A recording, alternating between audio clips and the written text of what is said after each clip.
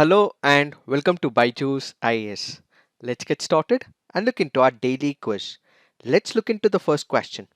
With reference to minimum support price, which of the following statements are correct? Minimum support price was introduced by the center for the first time in the year 1991 to reduce the impact on farming because of LPG reforms. The government announces the MSP at the start of each cropping season. MSP does not have any legal stature. Which of the statements are correct? The answer to this is 2 and 3 only. Why have we taken this practice question? Because this article here makes a mention of minimum support price. What is this minimum support price? This is a way of protecting the farmers from the uncertainties, from the vagaries of the market, so that there is a fixed amount that goes to the farmer. So irrespective of what the price is in the market, with the vagaries of the market fluctuations that happen, a farmer is given a fixed price. That is what is called as minimum support price. So when it comes to the minimum support price, a farmer would be getting a fixed amount of money irrespective of the market vagaries. When was the MSP first time introduced? It was introduced back in the year 1966-67. It was not in 1991, but it was in 66 and 67. Why? That is because when you consider the era before the Green Revolution, what we witnessed is the deficit when it comes to the agricultural productivity. So the government of India was looking at all options to ensure that we do not depend on other countries for the agricultural produce. So what does India do? India introduces the Green Revolution. So for the farmers to adapt Green Revolution, to ensure that there are different types of crops grown by the farmers during 66 and 67, what we had was the introduction of the minimum support price. So it was not introduced in 1991, but it was introduced in 1966 and 67, so that we are not dependent on the foreign countries for our agricultural crops. So the first option is wrong. When we look into the second option, the government announces the MSP at the start of the each cropping season. This is a correct statement. And when it comes to the third statement, yes, it is right, as MSP does not have any legal stature. There is no statutory backing with respect to the prices, which is why when it comes to the farm bills, there are farmers who are requesting the government of India to make it as part of a statutory law. Now, if you look into the article, it says the government has increased the minimum support price for wheat for the upcoming Rabi season to 2015 per quintal, a 2% hike from 1975 per quintal rate last year. So what we see is an increase for the wheat when it comes to the minimum support price. Now let's look into the next practice question. Therukoothu, a street theatre form, is practiced in the state of, is it in Andhra Pradesh, Karnataka, Kerala or Tamil Nadu? The answer to this is Tamil Nadu. Why have we taken this practice question? Because this article here makes a mention of Therukoothu. So what is this Therukoothu? This is practiced in the state of Tamil Nadu. What does Thiru stands for? It stands for street. What does Kuthu stands for? It stands for theatre. So basically this is a street performance that is taking place in the state of Tamil Nadu. This is a form of entertainment. This is a form of ritual, and this is also a way of communicating about the social issues in the society as well. So when it comes to the part of ritual, what happens? There are some epics that are present in India, like the Mahabharata. They are played on the streets so that they would ultimately able to reach the people to give the values that are present in the Indian system. It is this that we have to understand in reference to Therukoothu. Now let's look into the next practice question. Which of the following pollutants are emitted from the cement industries? Particulate matter, carbon monoxide, sulfur dioxide, nitrogen dioxide. The answer to this is 1, 2, 3 and 4. Why have we taken this practice question? Because this article here makes a mention of the cement consumption. When it comes to cement, cement is one of the most polluting industries. It is highly polluting industry according to Central Pollution Control Board. Since it is one of the highly polluting industries, the main pollutants that are emitted from the cement industries include: 1. We have the particulate matter, we have carbon, we have sulfur dioxide and nitrogen dioxide as well. These are some of the pollutants that are released from the cement industry. When it comes to nitrogen dioxide, they cause adverse environmental impact. They increase the ground level ozone, they bring acid rain, they exacerbate the global warming conditions, and they also deteriorate water that is present in that region. These are some of the impacts of the nitrogen dioxide. When it comes to sulfur dioxide, if there are people who are already suffering from heart issues or they are suffering from respiratory issues, in such a case the existing issue can get aggravated because of the sulfur dioxide. When it comes to carbon monoxide, yes, it is one of the harmful gases. It actually reduces the oxygen carrying capacity for different organs as well as tissues, and ultimately this will also have health related concerns when it comes to the carbon monoxide. Now let's look into the next practice question. Consider the following statements with respect to PMGDISHA scheme. It is applicable only to rural areas of the country.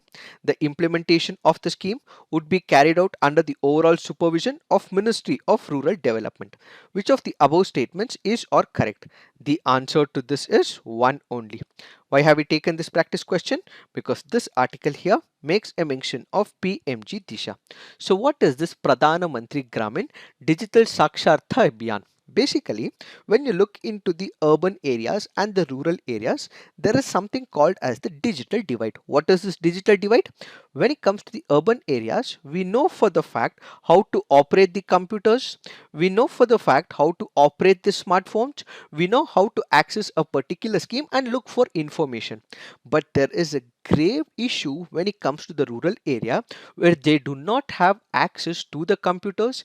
Even if they do have access, they don't know how to operate. So according to 71st NSSO survey on education 2014, only 6% of the rural households have a computer and very less number of people have an idea as to how to operate it. So what do we actually see?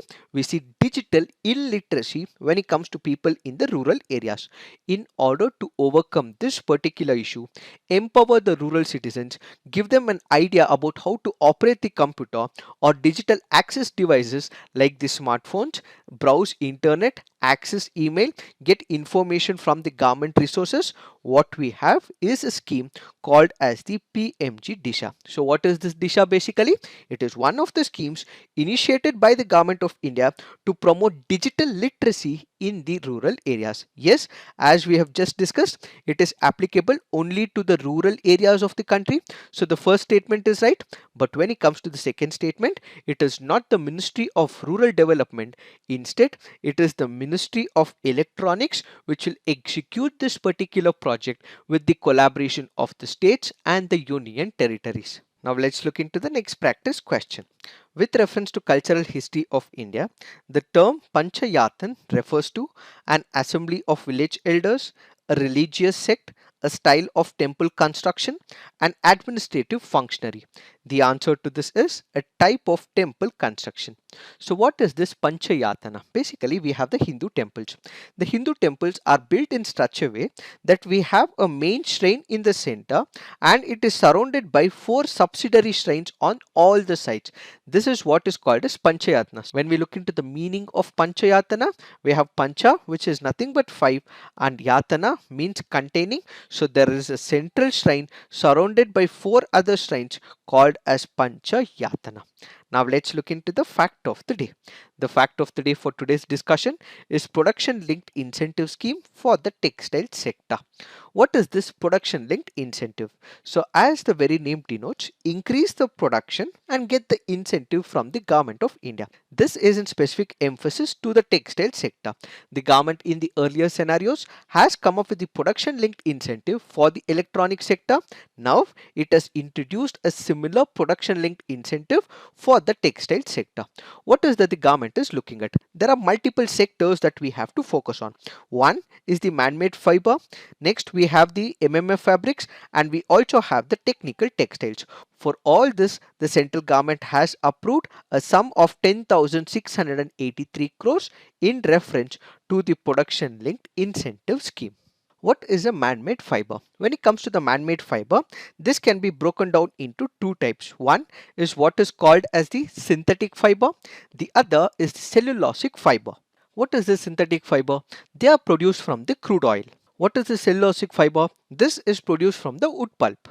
When it comes to synthetic fiber, it includes polyester, acrylic and polypropylene.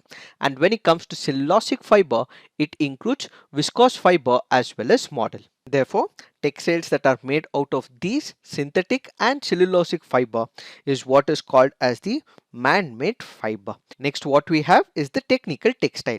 What is this technical textile? This is used in specific industries. We take the example of defense sector or the space sector, where in the defense sector we have to produce, let's say, the bulletproof jackets. That is where the technical textiles come into picture. In the space industry, we have to manufacture the spacesuits. In such a situation, what comes into picture is the technical textiles. So basically, we have the production linked incentive which will be awarded to the industries if they engage themselves in the production and the manufacturing of man-made fibers as well as the technical textiles. According to the scheme, there will be two incentives that will be provided. One, where the industry will invest about 300 crores. The other, which will have an investment of about 100 crores. If there are companies who are making an investment amount of 300 to 100 crores, in such a case, they will be getting the incentives from the government of India. What is the significance of this particular move? As a result of this incentive, what we will have is major investments that which will be made by the companies. And apart from that, when you consider the textile industry, most of the women work in the textile industry, so we would be empowering the women as well.